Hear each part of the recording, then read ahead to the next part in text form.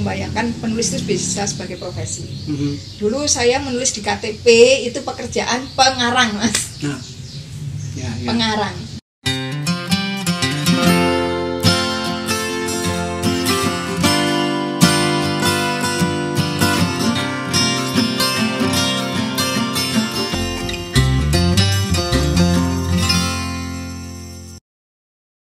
Saudara-saudara sebangsa dan setanah air, sedunia dan seakhirat.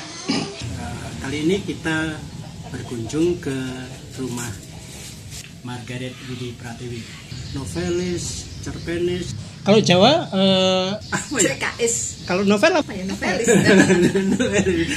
Jawa. Kemarin saya menceritakan Apa? baru, Mas. Kalau di di Indonesia itu kan ada pentigraf. Cerpen 3 paragraf. Nah, kita Jawa bikin apa? namanya cerita rong podo. Tahu nggak? Ya. Yang saya hadapi kali ini penulis dalam 2 bahasa. Saya harus kasih pengantar dulu. Widi sudah saya kenal lama. Sewaktu beliaunya masih pacaran dengan teman saya, bukan teman saya sih sebetulnya, senior saya. Yang saya kenal beliau itu saya masih celana pendek, beliau sudah SMA. Widi ini istri dari Anton Y.S. Taupan Putra yang sudah meninggal tahun berapa ya? Setahun yang lalu. Jadi kira-kira apa Wid yang kamu lakukan sekarang ini? Menulis ya? Ya, saya pikir itu passion saya ya, menulis, karena memang sejak menulis itu suatu dunia yang menyenangkan,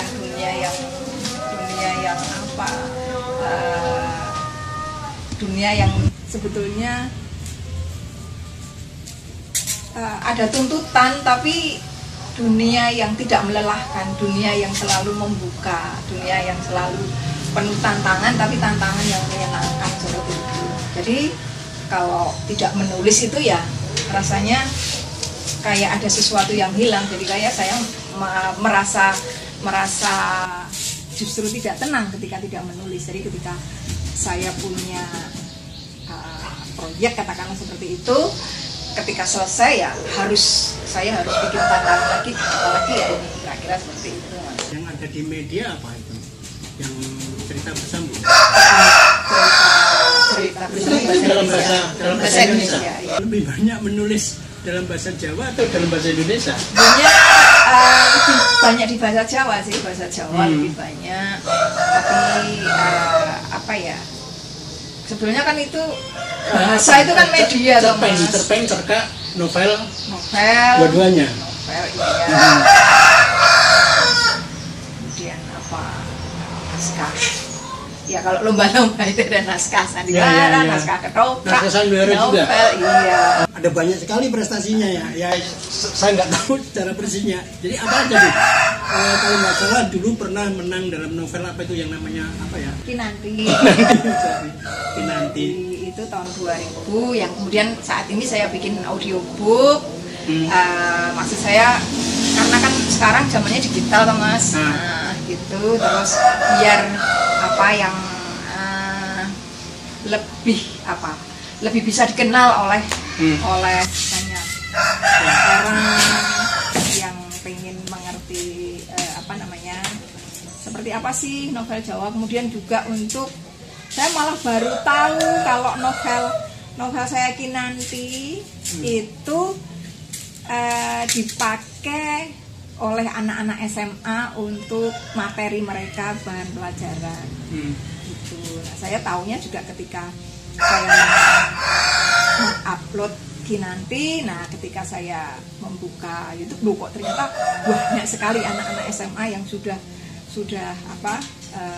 memakai Kinanti untuk materi penulisan, materi pembelajaran di SMA, di SMK seperti itu.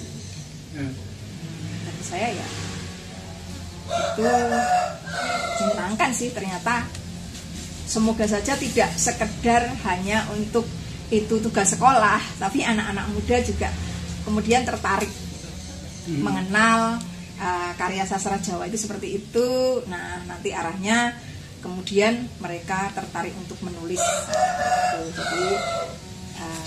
semakin banyak anak-anak muda mencintai sastra Jawa. Ya, bahasa itu kan media. Nah, kamu berada di dua bahasa. Ada bahasa Indonesia dan juga bahasa Jawa. Tidak mudah berekspresi dalam dua bahasa, meskipun tentu dalam judul yang berbeda misalnya gitu ya. Butuh kekuatan ekstra. Iya, betul. Karena ketika saya menulis dalam bahasa novel Jawa, nah saya juga harus memiliki cara berpikir, cara pandang sesuai dengan Jawa itu tadi. Jadi bukan sekedar novel berbahasa Jawa, jadi seperti itu.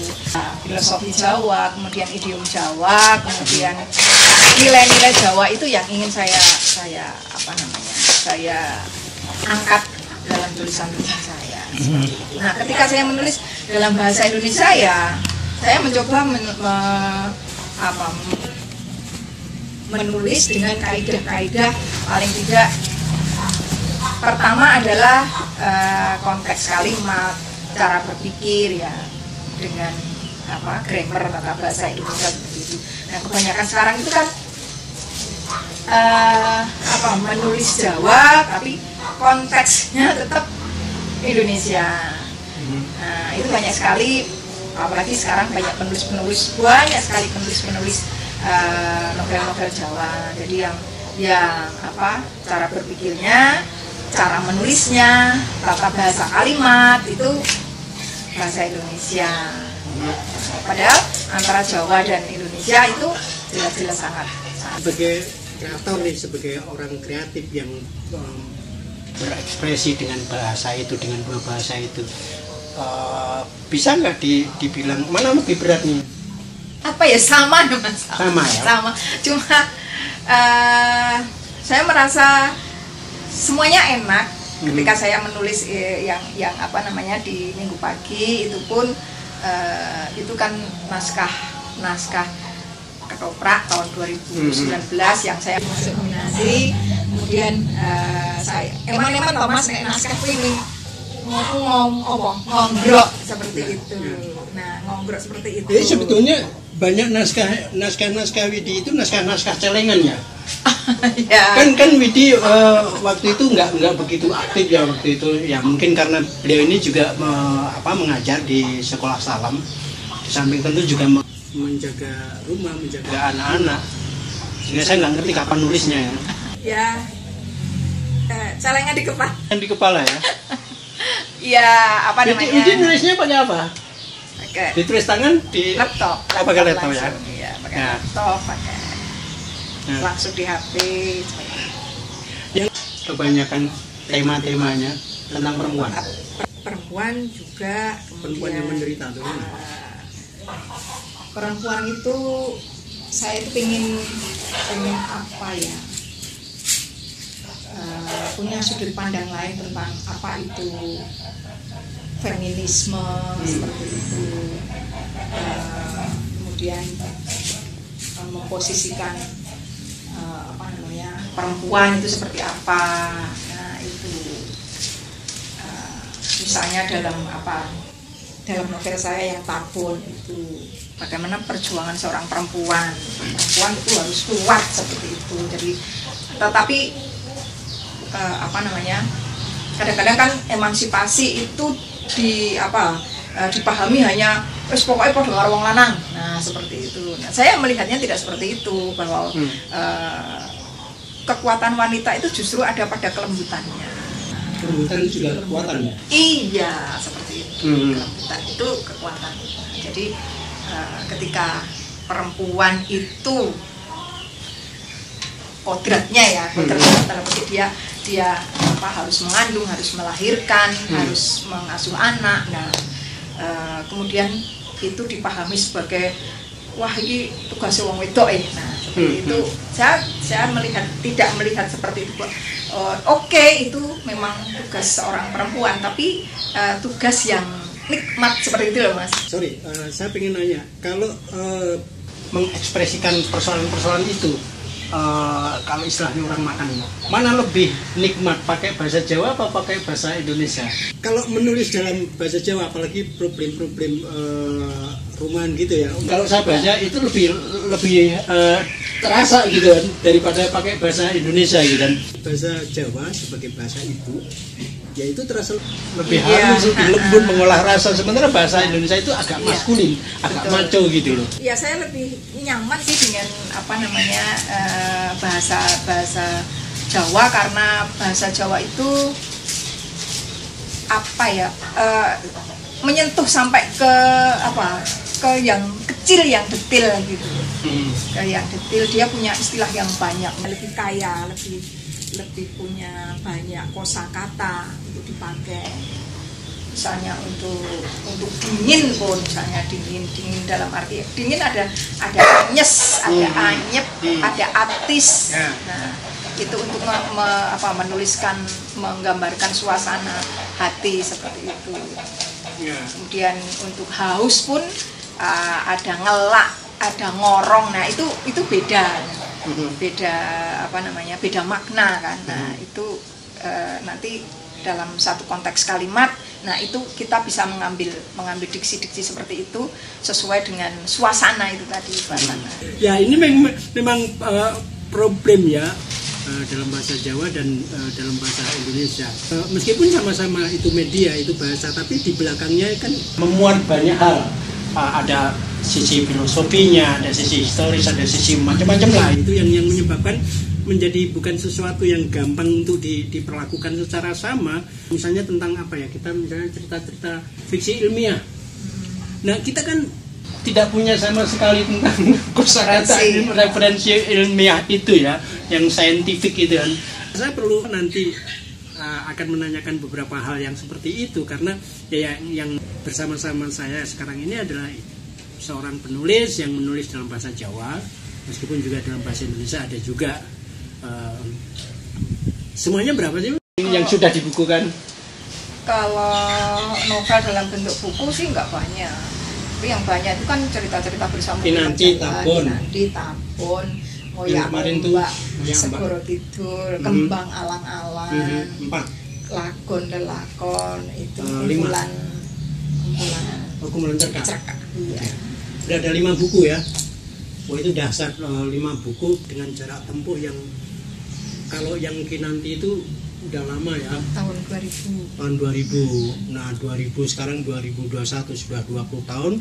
Dalam tahun terakhir ini bukunya pating brundul tadi. Nah, yang Kinanti itu malah sebelumnya, yang Kembang Alang-alang itu tahun 93, Mas. Itu proyeknya Puspa Pustaka Surabaya. Dalam perjalanan yang kemudian ya, kan Ini bukan persoalan tiba-tiba ya. Ini kan proses yang lama. dalam tahun-tahun terakhir ini pada kamu apa yang terjadi Kaitannya dengan dunia tulis menulis. dulu itu sesuatu yang ada di kepala tidak terkeluarkan atau bagaimana? Kok sekarang tiba-tiba produktif banget gitu loh masalahnya? Enggak juga. Cuma kan karena ini toh Mas, Open Fiction ini untuk novel itu kan semakin banyak ajang lomba-lomba seperti itu.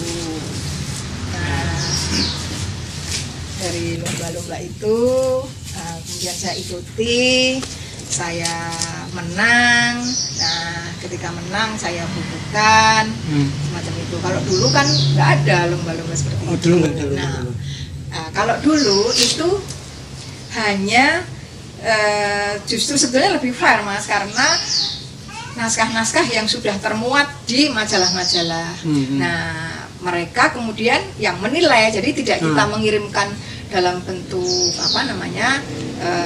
karya yang sengaja dibuat untuk itu. Iya, memang sengaja dibuat untuk itu. Tapi saya kan selalu, misalnya dulu di Mekarsari itu 1 tahun itu kan cuma 52 minggu. Nah, tapi saya misalnya bisa 2 kali judul, 2 kali komentar. Padahal kalau cerita bersambung itu kan bisa 15 seri, 25 seri. Jadi misalnya 1 tahun kan nama saya di situ. Seperti itu. Itu apa namanya, strategi ya, strategi. Mulainya kapan sih?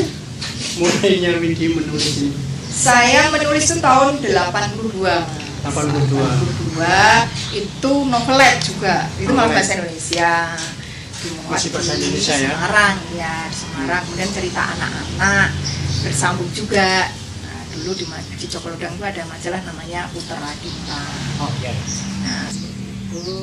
Kemudian saya pertama kali nulis bahasa Jawa itu karena menang di lomba penulisan cerpen bahasa Jawa Balai Bahasa Yogyakarta. Nah, ketika naskah saya yang menang itu langsung diminta oleh Joyoboyo untuk dimuat. Minta ya. Itu bahasa Jawa. Jawa. Setelah itu ya wes langganan saya suka nulis bahasa Jawa keterusan, kemudian cerita-cerita bersambung di Cokolodang. Nah, terus kemudian keterusan. Jadi ke bahasa Jawa itu lebih karena keterusannya. Dulu terbayangkan nggak menulis dalam bahasa Jawa? Terbayangkan juga Mas, karena saya dulu pecinta majalah, dulu masih Cokolodang itu masih apa namanya, koran. Ya. Masih koran. Nah, saya membaca cerita-cerita dari situ. Saya mengenal nama-nama orang-orang apa yang dulu apa penulis-penulis di situ. Ya. Asik juga ini. Saya pengen juga bisa nulis itu. Jadi sebetulnya kan nulis itu awalnya dari membaca. Dari sejak kecil. Ya. Dari sejak kecil itu karena senang membaca, punya keterampilan menulis gitu ya. Pernah membayangkan nggak menulis sebagai profesi atau hanya sebagai pengisi? Saya justru membayangkan menulis itu bisa sebagai profesi. Dulu saya menulis di KTP itu pekerjaan pengarang, Mas. Nah. Ya. Pengarang. Ya. Saya tahun 95 itu ketika pernah diminta ngomong di acara di depan para mahasiswa, itu saya ngomong kalau saya yang paling berani menyatakan bahwa penulis itu bisa dijadikan sebagai profesi, maka saya ingin menulis juga secara profesional. Profesinya pengarang gitu ya. Iya. Artinya kalau tidak ada outputnya atau produknya ya namanya kan ngarang kan. Iya. Jadi nggak ada salahnya gitu kan. Pengarang. Dan jangan lupa kata Arswendo, mengarang itu gampang. Maka itulah yang saya pilih, pengarang, suka meskipun ketika karena kalau disebut ditulis penulis? Pekerjaan penulis, nanti dikira ini yang di kecamatan itu. Seperti itu. Sudah bisa membuktikan, sudah terbukti atau bagaimana bahwa dari sana bisa mendapatkan imbalan dari menulis itu? Ya, yang kalau dimaksud imbalan bahwa itu nanti kemudian besar, kemudian saya bisa untuk beli apa gitu, saya tidak memungkiri bahwa itu bisa ya.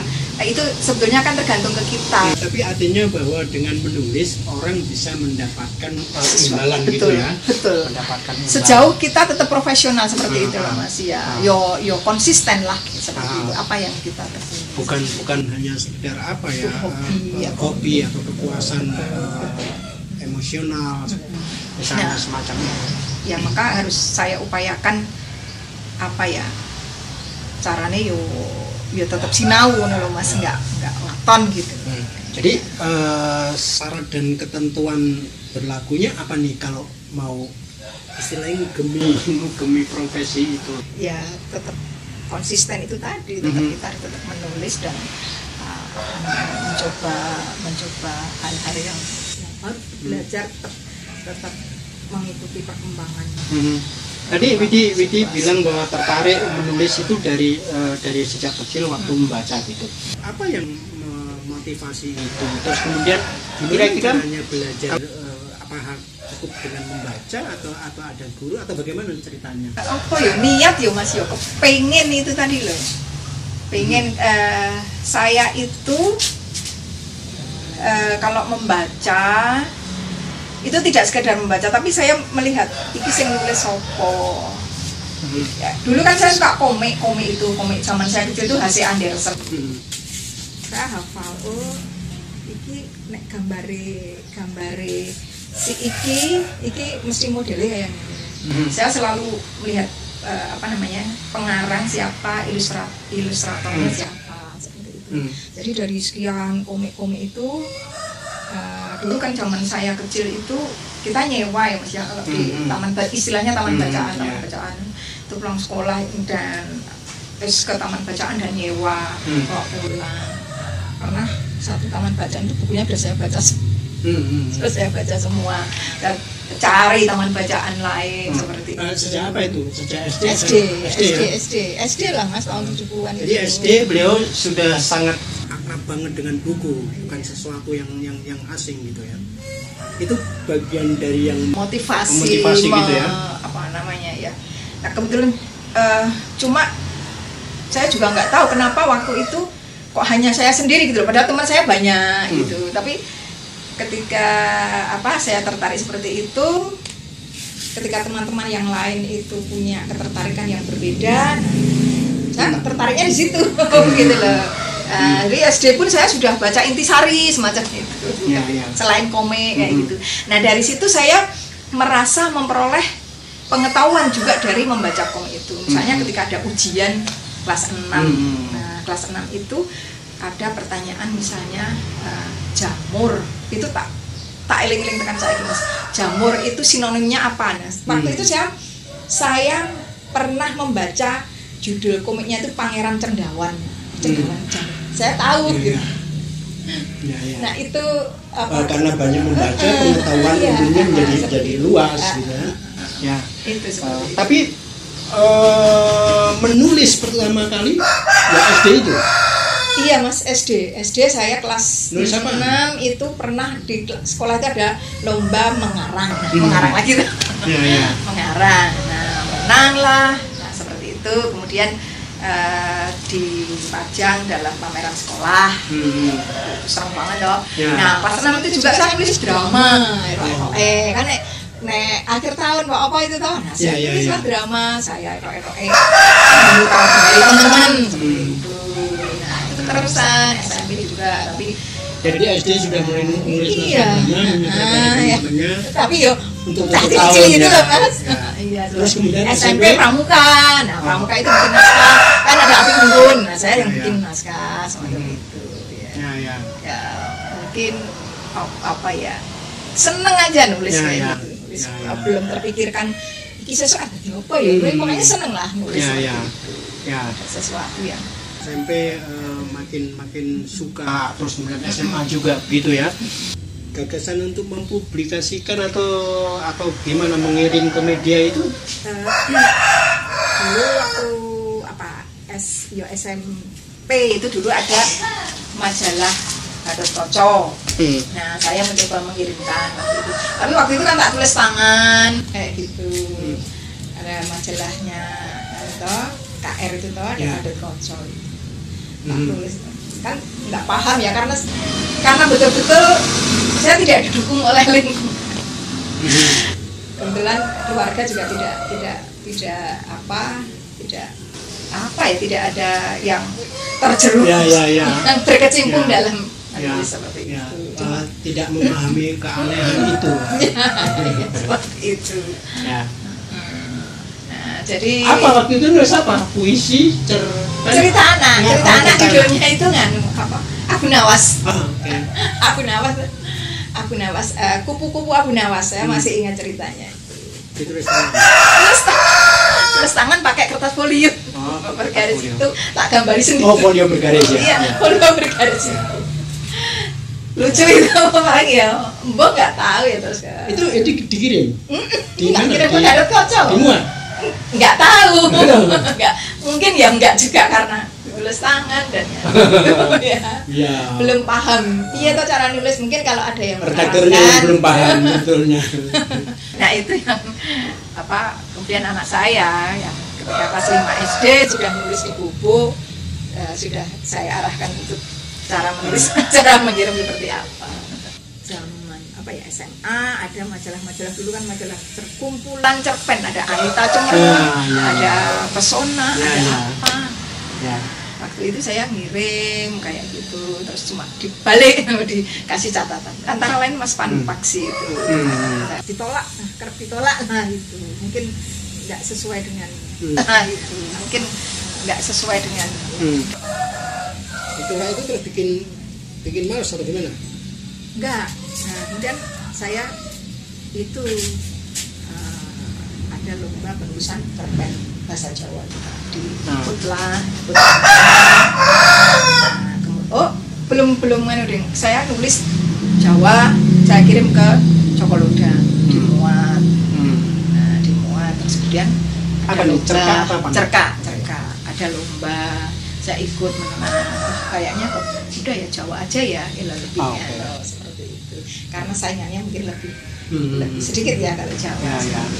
Nah, sudah keterusan saya sejak itu nulis Jawa terus.